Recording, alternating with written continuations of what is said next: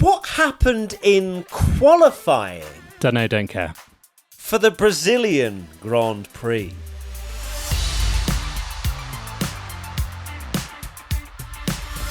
Hello everybody and welcome back to the V1 Podcast with Matt and Tommy.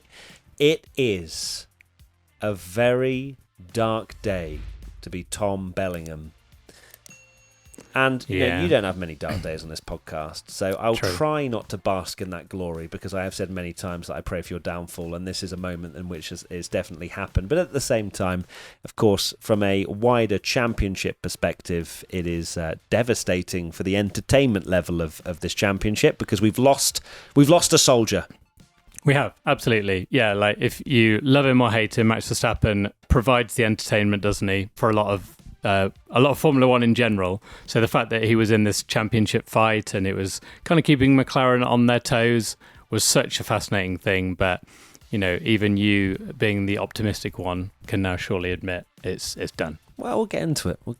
But before we do that, want to mention, of course, we're here in Denver. We've got a show on Monday if you want to come and see us. And we've also got other shows in Dallas, Toronto, Chicago, and New York. New York is sold out. But if you want to get your tickets, there'll be a link in the description. We'd love to see you there. Okay, let's get into Q1, which I know Tommy will not want to speak about in the slightest. But the bottom five were Verstappen, Ocon, Colapinto, Tsunoda, and Bortoleto. So the big talking point has to be, of course, Esteban Ocon once again. I knew you were going to say that. I literally knew. We've got the same brain. Yeah, because I did it last time as well. It's Max Verstappen out in Q1. The first time in his entire career where he has been knocked out in Q1 due to his own pure pace, like putting a lap time on the board. Other times he's been out 6 times, I think, in total, and the others have been either due to no time set, or there's been a DNF due to an engine problem or a crash. Yeah. So this is madness, to be honest with you. He was on the back foot. There were, the first lap wasn't good enough. We thought maybe he was just, ramping up. And of course, the track was evolving quite fast in Q1, of course, after the rain that we'd seen before the sprint, and then it finally drying out. But of course, it's still being a green track, so not a lot of grip down. But he then sort of tootled around, and was because he'd had a lap on the softs. Then he was doing cool laps to then get ready to essentially be last across the line, or at least as close as possible, because he knew that the track was evolving. So he wanted to stay out there and be sure to have a lap at the end. But it wasn't good enough. He wasn't able to beat Nico Hülkenberg to make it through to Q2, which I don't think would be on anybody's predictions. Just utterly crazy to see this happen. It is crazy. Yeah, as you say, when he was kind of cruising round, having, not done a lap that was good enough to get through, he was cruising around. F1 were playing his radio messages where he was, you could tell he was panicked and saying, the car's not right, all this kind of stuff. He obviously has been complaining about all these kind of things many, many times this season. But for him to go out in Q1, like you say, the first time it's happened in his career where he's just been literally slow, is insane. Like I just don't understand this Red Bull in the fact that neither does he. And this is the problem this year, and why it's flopping and changing so much. He'll win a race and, he'll win like 3 on the bounce or whatever and be looking great, and he's had the most pole positions this year. And then suddenly they are literally the worst car on the grid. I mean, Yuki Tsunoda has literally qualified last because Bortoleto wasn't racing, and it's the closest to Verstappen he's been probably all year in qualifying. That's not a good reading for Yuki Tsunoda. The first time since the Japanese Grand Prix in 2006 that both Red Bulls have been out in Q1. And they were very much a midfield team. 20 years worth of qualifying, and this has not happened once to them. That is an absolute disaster. There's no way of sugarcoating this. They made changes, of course, after the sprint to help the ride height or the ride in general, of Max's car, because he was complaining lots about it bumping and bouncing and jumping. And he said that the ride had improved slightly, but he was having to underdrive the car to basically keep it in a straight line. And you know that there's something majorly wrong when Max struggles this much. And it is going to be the hardest race for Max. I know that he won from 17th last year, and he starts one position further forward. So, championship bag on? No, I'm kidding. But of course, he's not in anywhere near the same car. It doesn't look like it's going to rain tomorrow. It will be a pretty decent drive if he even manages to score a handful of points. Yeah, I completely agree. Like, it's going to be impossible, I think, for Max to do anything like we saw last year. Doesn't have the car underneath him. He's really struggling with the pace. And as you say, like, what has happened to this weather that has been promised? You know, we were having warnings of everyone stay inside because it's going to be so wet, and then we had almost a dry sprint minus one wet curb, which obviously caught out a few drivers. To be fair, the back straight was pretty, and the back straight, wet. Yeah. And then a completely dry qualifying. It's been quite mad. So much for the graphics everyone was posting of 95% chance of rain all weekend. But Brazil has still delivered both in the sprint and also qualifying and drama, for drama. a lot of drama and a lot of entertainment. Some more entertaining than others if you're a Max fan. A question from Fergie's Right Ref. Should Max change the engine, the setup, and start from last? It really does depend whether Red Bull are completely in the dark as to why their car is clearly not working. I think that there's 100% the right decision to take everything that they need to for Max, put in a new engine, change the setup to something that might be a little bit better, even maybe just revert to what they had previously where Max was complaining about the ride height, but at least he finished fourth in the sprint. There needs to be radical changes because whatever happened today cannot happen again tomorrow. So, and of course, they're in Parc Fermé, so they can't change it unless he decides to start from the pit lane. But I think that they have to. If Max genuinely comes away from qualifying and goes, I cannot drive this car, then if they stay there and they start 16th and they take that track position over Ocon, Colapinto, Tsunoda and Bortoletto, there's no guarantee that he'll move forward. No, it's not like a situation here where we saw before that they were trying to, I think in Mexico, they were trying to set the car up for race pace, which sacrificed a bit of qualifying. Because we all know that Max has been very good at qualifying this year and has been able to put it in pole positions. But here, you know, it doesn't even matter if for some reason that car was very good in race pace because he's 16th. And probably going to have a dry race. So he'll be able to pick off a few cars. He can overtake in Brazil, but we've seen how tricky it is in 2025. So he is best off just going for something radically different, changing the engine. But I don't know what he can do from there, really, to be perfectly honest. And that's not even me being pessimistic. Like he'll get some points maybe, but he's not going to like fly through the field based on like what we've seen from the other teams. Unlikely, very unlikely, even coming from me. So I can only imagine how you feel in your brain. A question from _Vian. Should Max drive in one of the V-Carb cars for the rest of the season? They're 5th and 7th on the grid, V-Carb. I think that just like makes it even more painful to see because this Red Bull car is so confusing, clearly, that they've obviously gone down this very extreme route to give Max what he wants. And when it works, boy, does it work. And, you know, Max is phenomenal. He's won races this year by like 20 seconds. But when it's bad, it's not even just like okay, we're going to slot into like a P4, 5 or 6. Like it's been like horrendously bad. And this is the worst it's been, you know, to be both of them out. You kind of expect Yuki to struggle, but Max to be out. It's an absolute shocker. And all the talk again will shift to, should he be in the V-Carb? Because they've done really well. Just chuck him in now at this point. Bless you, Tommy. Thank you. Just chuck him in. Like, I know that they're fighting for second in the Constructors, but they're not going to be fighting them at all. Do they even really want to be second in the Constructors? Yes, there's some cash involved in it, but surely fourth and a bit more wind tunnel time is not the worst solution. It would just be great fun, wouldn't it, at this point? Max is not going to win the World Championship now, unless we have the most insane Grand Prix tomorrow, which actually, maybe championship. It's not fully off yet, Tommy. Let's keep some positivity.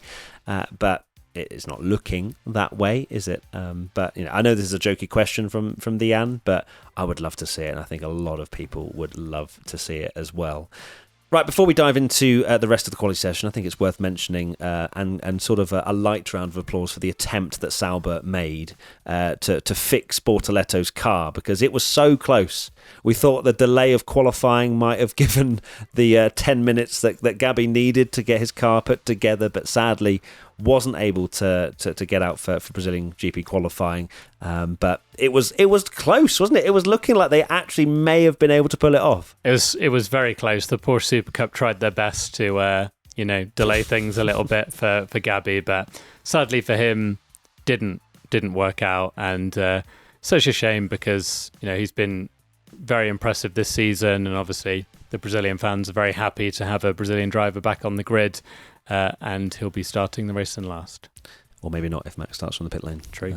But either or. And finally, the mystery of Ocon in qualifying continues Oh my word, while Ollie Behrman was having questions as to whether he was getting pole position. Q2, let's head to that now, where the 5 drivers out were Albon, Alonso, Hamilton, Stroll and Sainz. Lewis Hamilton, of course, the big talking point from this one, 13th in the end for Lewis, while Charles Leclerc at one point was on provisional pole in Q3. The Hamilton struggles continue. I think we were in our predictions, absolutely in the boat of, if there is going to be a breakthrough performance for Hamilton, especially after the momentum he's sort of been picking up a little bit. Of course, Mexico didn't go his way, but just in terms of improvements within the car, the confidence and being closer to Charles, we thought it would all come to a head and this would be it. Brazil will be the performance that we know he can deliver, but 13th. Just not good enough. You could see in that last sector in particular, just wrestling the car, just constantly sort of counter steering around the final corner. Of course, had that spin as well in free practice 1, don't forget. And just generally, Ferrari have looked a little bit out of sorts. Of course, Charles put in a brilliant performance, but Hamilton, not the first time he's been out in Q2. Of course, SQ2 as well, he was knocked out. Indeed, but I think what's worse for Hamilton here is the fact that it is so far behind Charles. We've had moments where Hamilton's gone out in Q2, and it's not to excuse it, but when Charles maybe qualified 8th or 9th, and then Hamilton squeaked through in like 11th or 12th or something, it's a lot smaller. But for Charles to be up in 3rd, Hamilton down in 13th, in a track that he loves and has done so well at in the past, I think that's what makes it even tougher for him. Certainly. So Hamilton, I'm sure, I haven't seen the post-quali interview, but I'm imagining he will be very gutted with that performance, as well as, of course, Lance Stroll in 14th. But quite close to Alonso. I was getting a bit nervous when Alonso didn't improve, because obviously there's this record now. It's well in the 30s. I'm sure it's like 34, 35 in a row that Alonso has outqualified Stroll consecutively now. And I thought Stroll might improve, but you didn't get many improvers at the end of that session. No, and I think the big talking point from Q2 was not necessarily the bottom 5, but Ollie Behrman being fastest, and we genuinely were questioning whether this was some insane breakthrough where my flop curse has had a generational incorrectness about it. Even after last time when you predicted him and he was 4th, if he was going to go even better. He's like, I'm going to get pole now, Matt. Cheers for that. But yeah, it was a stunning performance from him in Q2. Let's head to the final quali session, Q3, where the top 10 for tomorrow's race are Norris, Antonelli, Leclerc, Piastri, Hadjar, Russell, Lawson, Behrman, Gasly and Hülkenberg. Let's get into the first question from this segment. P1 Patreon member Frankie. Is Lando proving to everyone that he is truly championship material? For sure. Yeah, this was the question that we've asked on this podcast. We've said, when the times get tough, when there's pressure on his shoulders at this point in the season, can he deliver and can he deliver well? And quite frankly, it was a phenomenal lap from Lando to take pole position when he had messed up that first lap, locked up into turn 1, and he could have easily sacrificed a little bit of time, put himself on the back foot, and maybe started 3rd or 4th tomorrow. But instead, he pulled it all together and still was nearly 4/10 clear of Piastri, his teammate. That you'd say that half a season ago, you'd be like, wow, that's an insane gap between the two of them. But it's becoming more normal now. Lando is delivering so unbelievably well. I said it on the watch along, but this was a lap and a performance that you go, yes, he is world championship ready now. I think it helps his confidence that Max has just, him and Red Bull have just disintegrated. His championship challenge has gone. So there's an element of pressure gone there. And for Oscar as well, who's scrambling around trying to find the pace he had for most of this season.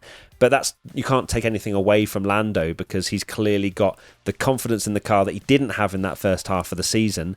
And he's delivering to a level now that, he's literally topped every single session in a Brazilian Grand Prix sprint weekend, where in the sprint it was slippery. He could easily have been Piastri in that situation, careering towards the wall. He wasn't. He could have easily made a poor qualifying performance after that first mistake in Q3, and he didn't, and he's on pole position. So you have to say not flawless, because we just spoke about a mistake in Q3, but very close to it. Very close to it, but I think what you mentioned about the mistake in Q3, maybe years gone by, and we've, I think, fairly criticised Lando in the past for the mistakes that he's made under pressure, and he himself has admitted that he's one of these drivers that does really struggle with the pressure. And you do wonder, in previous seasons, had Lando had that moment where he did mess up his first lap, and because at that point it's insane to think that Lando was looking like if we'd had some kind of red flag, Lando's 10th and Oscar Piastri is on pole position, and it's another flip of the championship. But instead, Lando just delivers an amazing lap to put 4/10 on his teammate, hooks it all up, and his confidence is just sky high at the moment. Not just as he won, the sprint, the sprint, and had like this perfect weekend so far. He also, got pole position and won so comfortably in Mexico last time. So he's on this amazing run now, and it's not over, but you really wouldn't bet against Lando now. Like, he's looking so comfortable, and I think something you've just mentioned, the pressure of having Max Verstappen in a title fight has got to be completely different. No disrespect to Oscar Piastri. Than having your teammate Oscar Piastri, who himself is obviously struggling quite a lot. Let's head to the next question about Oscar himself. P1 Patreon member Flyunes. What does Piastri need to do if he wants to bring the challenge to Lando? He needs to find something desperately. Anything. I think what is really concerning is the gap again between them, because had he just slotted into P2, it gives an opportunity for a turn 1 dive bomb. And when he's in the lead, we know how hard it is to overtake in 2025. So even if he doesn't have the pace of Lando, he could still probably win the race. Even if Lando's quicker, and that's a trend that we've seen a lot this year with the two McLarens. Of one of them is behind and quicker, but it's not always easy to pass when there's not a huge advantage. So he really needed to get P2 on the grid to be able to go for it. It's not you'd think he's going to just be hoping that he can, based on Lando's pace, get through to P2 and kind of damage limitation a bit. But he needs to be beating Lando very, very soon if he's going to have any opportunity, because he's just not at the moment, is he, at all? He's not. 4th isn't good enough, and we said coming into this Brazilian Grand Prix that a second is fine, but he's crashed out of the sprint, and now he starts 4th, which, yes, is not absolute disaster territory. It's not starting 16th, like some. Thanks. Sorry, mate. I just take the opportunities when I can. Yeah, they're rare. Really apologise. Yeah, they're very rare, so it's literally the first time he's gone out in Q1. What he needs to do... second place again has to be the aim. I don't think he beats Lando tomorrow. Doesn't seem like it's going to be a difficult, in terms of conditions-wise, race for Lando. He'll have to negotiate Kimi Antonelli once again, make sure Kimi doesn't do anything down the inside into turn 1. But Oscar, it just, again, he's too far away for me to have any confidence that he can turn this around quick time. It's not like we have half a season to go and this has just crept in. It's crept in at the absolute worst time for Oscar Piastri. We've looked at his previous seasons, and this part of the calendar has never been nice to him anyway. And that trend is continuing. It really is. So what Oscar needs to do is find the pace. He's not got the pace. So he needs to find it in himself to pick himself up after the sprint and finish second tomorrow to have any hope that Lando might have something go wrong or his car might have some kind of problems, because right now that's what he has to kind of almost hope for. He needs hope. He needs to hope for Lando to mess up, and at the moment it's just not looking like he's going to. No, not at all. Okay, let's move on to the man starting in second position. P1 Patreon member Sky Sarah. What are the chances Kimi overtakes Lando and gets his first race win? The chances are low. He's on the dirty side of the grid. I don't think the sprint race is particularly a good example of a like-for-like, just purely because it was slippery and the conditions can vary. Lando was convinced that he had the worst spot on the grid, but I'm not so sure about that. He got a pretty good launch and did very well. The chances are low, like, as much as we have seen moves into turn 1 at Brazil. It's such a short run down there. It is reasonably wide. You can try round the outside or down the inside and kind of go side by side for the first couple of corners in the Senna S's. But realistically, it's unlikely. I think Kimi showed some good pace in the sprint. But again, we don't have that like-for-like evidence because they were never on the same tyre. They were on opposite strategies. But Kimi's been really quick this weekend. And as much as you look at on paper and you go, oh, Kimi Antonelli, P2, that's kind of out of position in comparison to, you'd think George Russell would maybe be there, but he's down in 6th. But Kimi is there on pure speed. He's not there through luck, and he's probably the closest challenger to Lando that we could hope for. So as much as it feels, do you kind of see what I mean? It kind of feels out of place, but it's not. And Kimi has been very quick, and I think the chances are low, but they're not impossible. Yeah, definitely. I think this, being a two-part question, what are the chances Kimi overtakes Lando and gets his first race win? If you take it as two questions, I think I'm more confident that he could potentially overtake Lando going into turn 1. I don't think it will be easy. I do think it's a long shot, but we have seen people pass into turn 1, depending. Lando has sorted his starts out a lot better now, so that's not going to be as much of a problem for him. But we have seen second place take the lead more than a few times at Interlagos.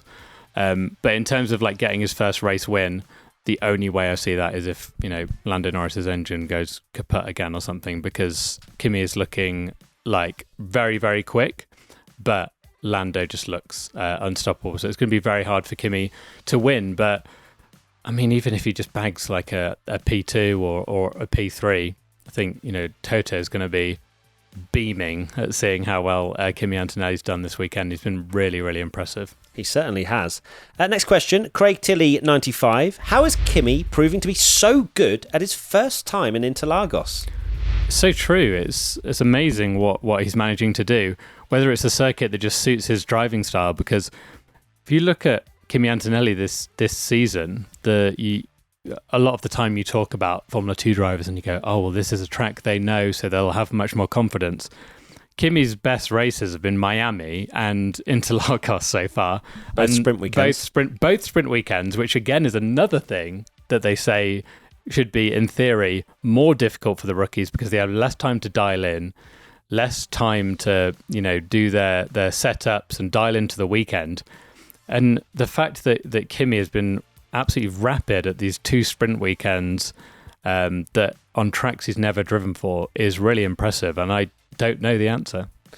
No, it's a big question mark. I'm wondering whether that weird food preservative or whatever it is banned or not in Brazil. I think someone said that it is not banned here. So not banned. So that's So there you go. There's the answer.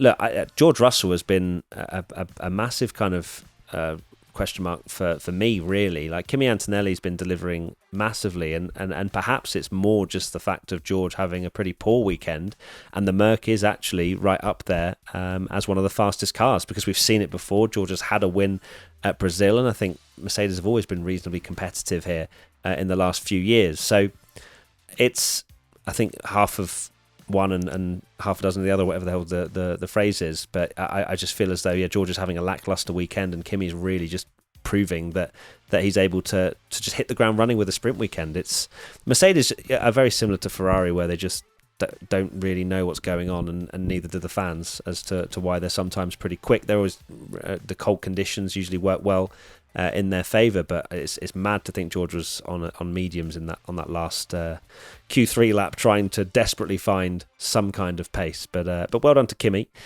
Finally in terms of the top three, Charles Leclerc. Just need to mention him because absolutely worth mentioning. P3.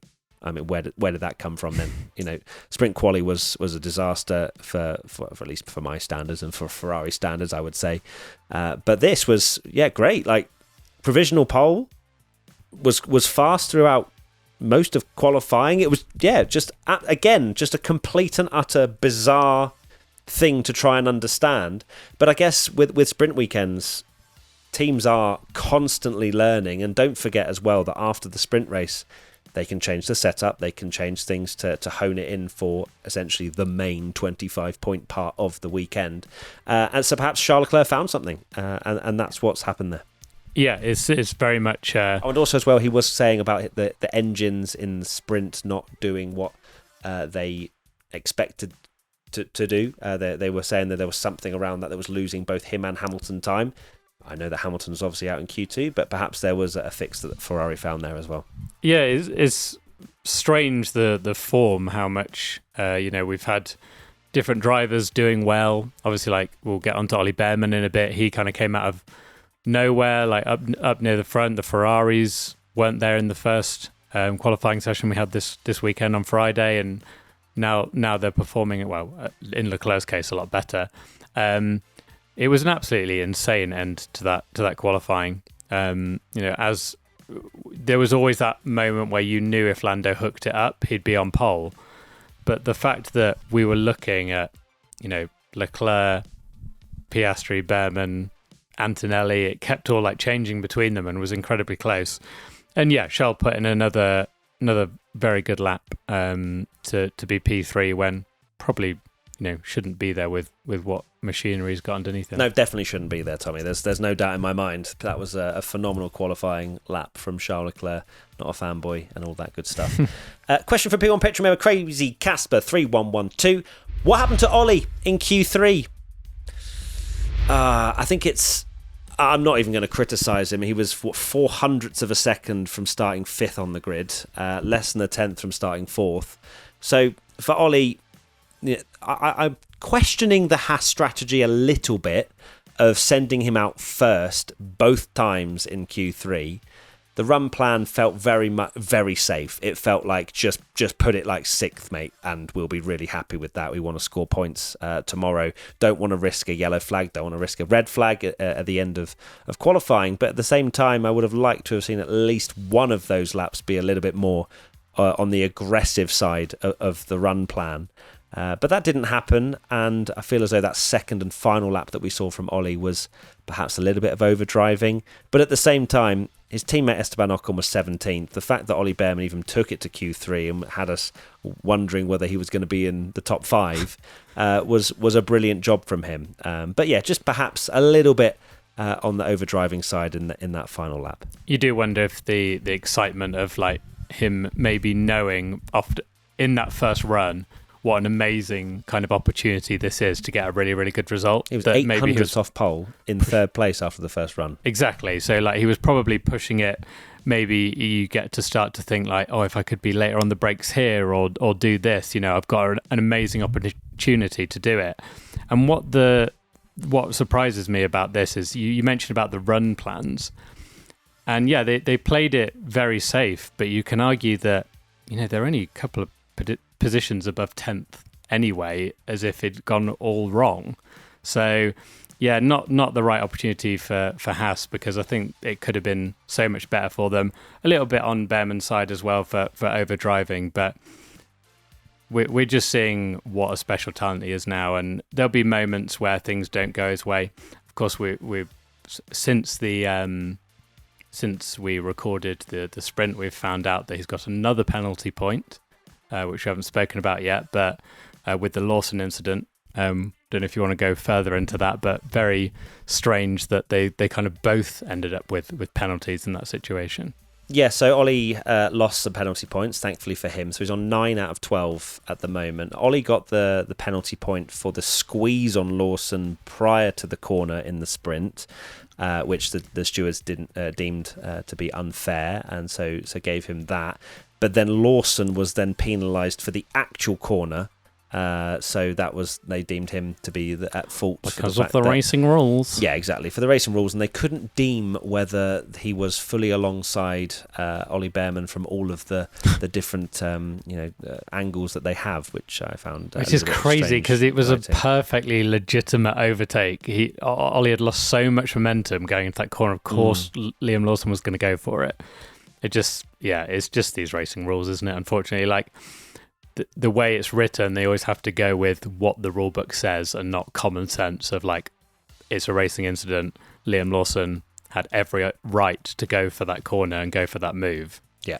And they've just banged wheels or whatever. So, yeah. Yep. So Ollie Behrman on 9 penalty points. Liam Lawson's on 8 as well. So worth keeping an eye on those for the next few Grand Prix weekends. But back to the qualifying and a final few thoughts. First and foremost, Pierre Gasly, P9 in the Alpine, and of course got a point in the sprint, which we forgot to mention in our haste of trying to get the podcast out in time. So Pierre Gasly is having an absolutely amazing weekend, and I love the sort of joke that you told me that maybe you'd read online about the fact that he's sort of been withholding his pace until Colapinto signed a contract, and now he is just ridiculously fast again. See you later. Yeah.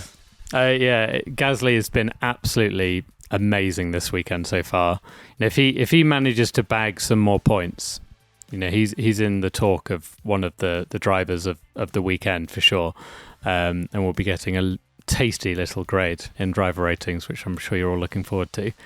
And Gasly is he's been good around here, obviously got the podium last year, and we know that Alpine has struggled so much this year to get anything, and this is the thing up and down the grid, these drivers are very competent drivers. Gasly's won a Grand Prix, but just hasn't had the machinery, but for whatever reason, it's working for him this weekend. He's doing an incredible job.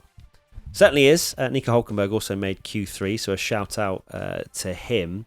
But yeah, Pierre Gasly, what a performance so far. And then also the V-Carbs, 5th and 7th for Hadjar and Lawson tomorrow, which once again, they kind of came out of nowhere and stole a little bit of the thunder that Ollie Behrman had through Q2 and beyond. But yeah, great from Hadjar, great from Lawson, and the rookies really shone in a weekend where you would think maybe they wouldn't, considering it's Brazil. Yeah, indeed. Slightly nerdy observation that I've just seen looking at the qualifying result is normally you get at least some 2x2s, not a single teammate pairing next to each other on the entire grid, which is quite cool. Well, there you go. Tommy facts for you all. Hope you enjoyed that one. Right, that is it. Thank you everybody for tuning in to another podcast, another live stream. It's been pretty chaotic. I hope you've enjoyed all the content that we've been throwing at you. P1 Live Delusion Tour, if you're in Denver or any of the other North American shows that we are currently still going to over the next week or so, we'd love to see you there. It's tix.to, tix.to/P1 Live, and there's also a link in the description. Tommy, what are your final thoughts? Final thoughts are, can't wait for it to chuck it down with rain tomorrow and Max wins. I might actually, rather than the race, I'm going to just play last year and pretend that that's the result. We'll do a watch along to last year's race. So be sure to tune into that on YouTube and Twitch. And maybe Tommy will be slightly less depressed tomorrow, but maybe he'll be more. We will find out, and you'll have to wait and see. Lots of love. Take care. Adios. Bye. Goodbye.